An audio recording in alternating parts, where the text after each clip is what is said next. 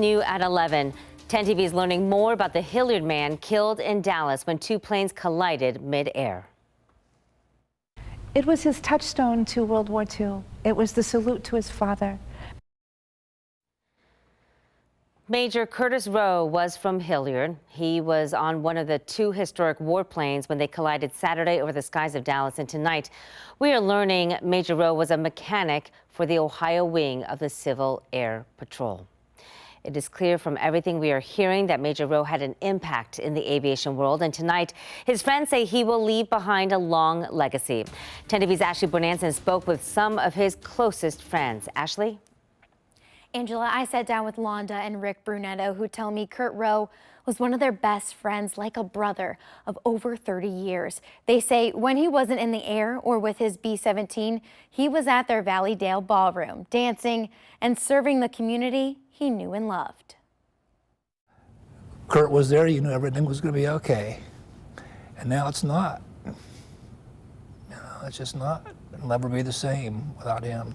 Longtime family friends Londa and Rick Brunetto say everyone who knew Kurt Rowe is shattered by his tragic passing. He was everybody's guardian angel. He just was. Rowe had two loves, flying and dancing. So he had another 60 or 70 or 80 people here every week, like, oh, Kurt, when's Kurt coming back? He was a celebrity in his own right here, in his mild, humble way. It was all part of his deeper love for the World War II era. He used to wear this Glenn Miller bomber jacket and just loved the music. It would all fit with his love of airplanes. Rick says Rowe was a B-17 mechanic for over 30 years, a plane he held near and dear to his heart. Oh, he loved it. He talked about that B-17. He called it his mistress.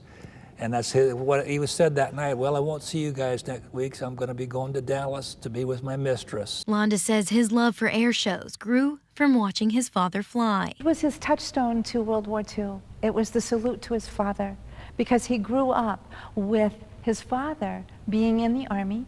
His day job, serving the community every minute he could. Well, he's a very talented carpenter, home remodeler, electrician, and he's just probably the most giving and generous person I've ever known in my life. But most of all, the Brunettos say Kurt will be remembered for his love of people. He helped anybody. As I said, it wasn't just us. It was marvelous, and everyone is brokenhearted because we all know now what we have to go through life without.